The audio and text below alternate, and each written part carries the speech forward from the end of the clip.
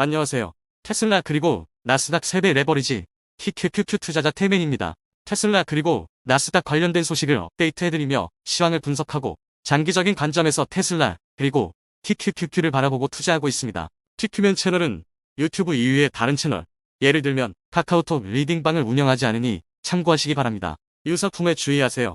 어제 뉴욕 증시에서 3대 지수가 급등했습니다. 지역은행 위기 속 이날 미국 대형은행들이 퍼스트 리퍼블릭 은행을 지원할 것이라고 발표한 후 이 같은 흐름이 나타났습니다. 다우존스 지수는 32,246.17%나 상승했고요. 대형주 중심의 S&P 500 지수는 3,960으로 2.76%나 올라주었습니다. 기술주 중심의 나스닥 지수는 11,717로 2.48% 껑충 뛰며 마감했습니다. 덕분에 TQQQ도 큰 폭으로 올라주어 기분이 좋네요. 이번 지역은행을 중심으로 한 은행권 위기 확산 사태가 다음 주 FOMC에서 연준 이사회의 긴축 향방을 바꿀 수도 있다는 기대감은 투자자들의 기술주 매수세를 불러일으켰고 나스닥은 가파르게 상승했습니다. 장 초반 부진했던 미국 증시는 이날 오후 미국 금융기관들, 특히 대형은행들의 퍼스트 리퍼블릭을 구제하기 위해 300억 달러를 예치할 것이라는 소식이 보도된 이후 상승세로 돌아선다.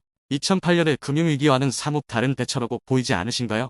뱅크 오브 아메리카 웰스파고, 시티그룹, JP모간 체이스는 각각 약 50억 달러, 골드만삭스와 모간 스탠리는 각각 약 25억 달러를 예치할 것이라 합니다. 트루이스트 파이낸셜, TNC 파이낸셜 서비스, US뱅코프, 스테이트 스트리트, 뱅크 오브 뉴욕 멜론은 각각 약 10억 달러를 예치할 계획이라고 합니다.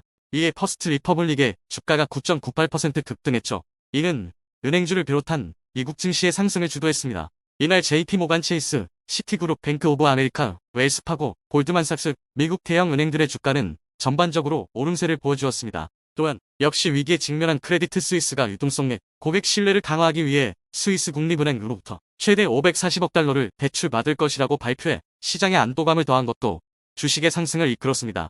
최대 주주인 사우디아라비아 국립은행이 지원하지 않겠다고 발표하면서 하루 전인 수요일에 사상 최저치까지 추락했던 CS의 주가는 이날은 보합으로 마감했었죠.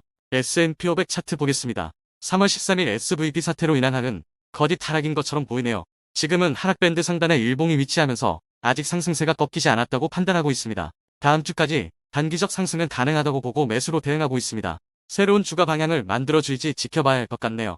TQQQ 차트 한번 보겠습니다. 이전에 말씀드렸죠?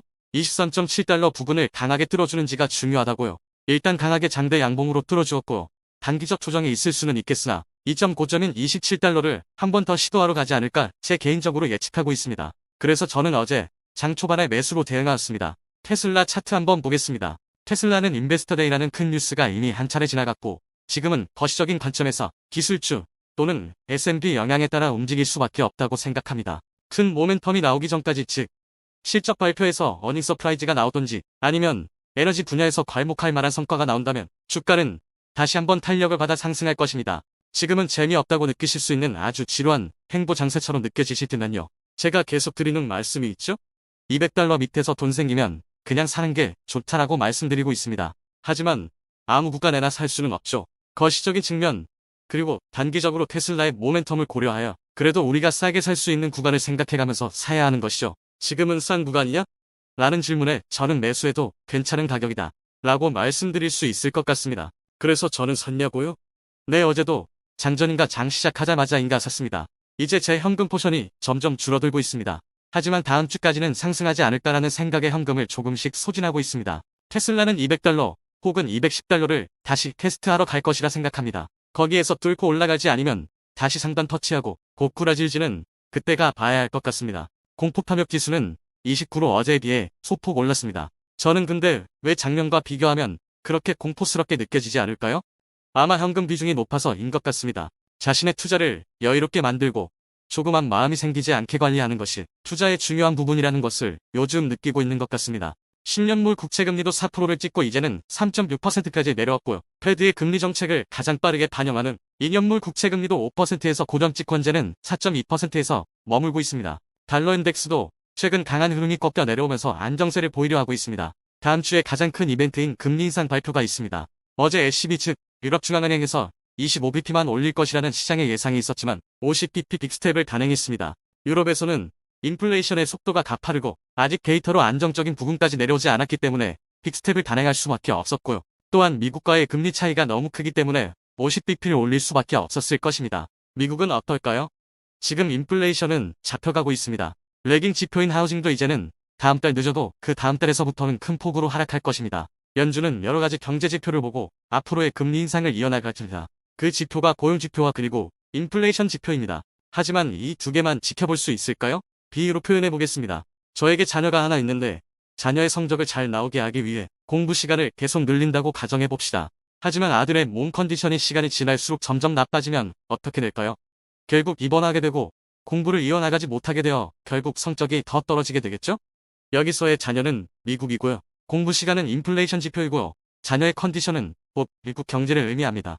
지금 미국 경제는 아슬아슬한 외줄타기를 하고 있다고 생각합니다. 실리콘밸리 은행 그리고 퍼스트 리퍼블릭 은행은 신호탄입니다.